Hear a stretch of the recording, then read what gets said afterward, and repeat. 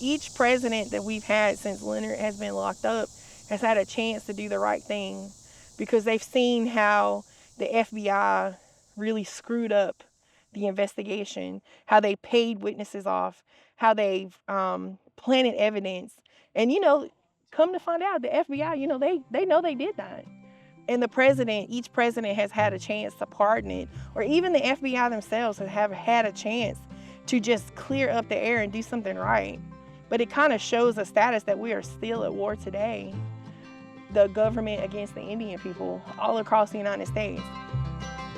I thank God for all the outlaws that wouldn't give the world some good.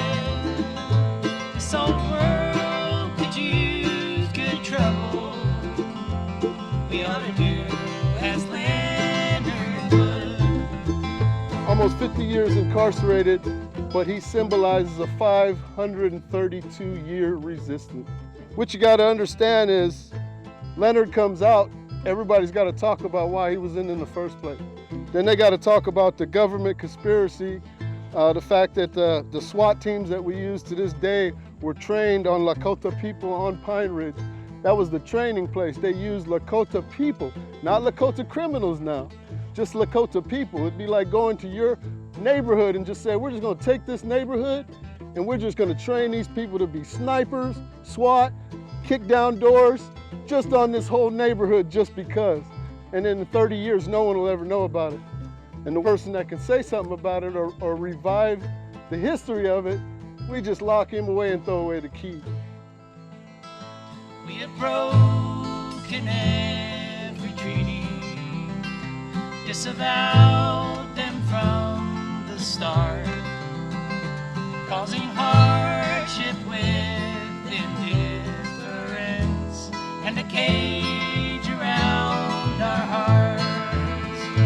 We write doctrines of injustice, which we sanctify as law. We incarcerate their warriors for doing right. They take the fall. To us, we know that all two-leggeds are just human. He's physically ill. He's now becoming mentally ill. COVID almost took him out. So it's like we see something different. We see him 80 years, 50 years in this box as this great-grandfather that's just being tortured because of what he symbolizes. But to them, it's like, oh no, we let him out.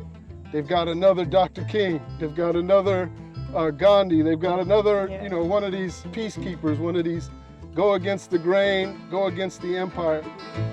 In a run down Florida prison, Leonard Peltier's doing time. Almost 50 years and counting, though he's guilty of no crime. It's an old familiar story, truth against the FBI. Locked up warrior lives his Sundance. Uncle Sam's caught in a lie. I thank God for all the outlaws that we did the world some good.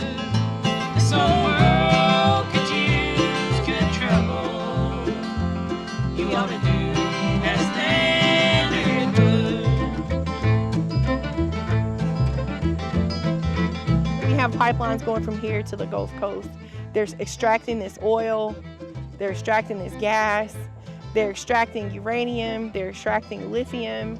And it just means that they're just destroying the earth, right? It is destroying the soil, it is destroying the water. It is actually destroying human beings because people develop cancers. What we're doing is we're educating people and we're telling them that, no, we don't want this to come through. Like this happened in the 50s and 60s, well, that's it. You're gonna have to make do with what pipeline you got now, because you don't need to put any more pipes in the ground. We've defiled their sacred mountains, chiseled faces faces in the stone are belligerent dead presidents, ever looming o'er their home. When their youth grows up in protest and demanded dignity, Uncle Santa came on ground display, steering with impunity. Nowadays, Santa's building pipelines to contaminate our wells.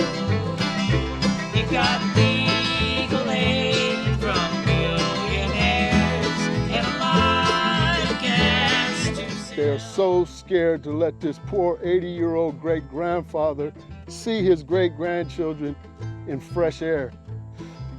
And that's why we fight. It's not fun. It's not enjoyable. We make it enjoyable. We build community, we build grassroots, we meet all kinds of allies, we inspire, we talk of hope, we talk of all of these things that keep us going, that keep our backbone strong, but it's not what you would just come out and grow up and want to do. Resist the entire imperial system and all of its trillions of dollars? No, that's not what your average American wants to grow up and do. but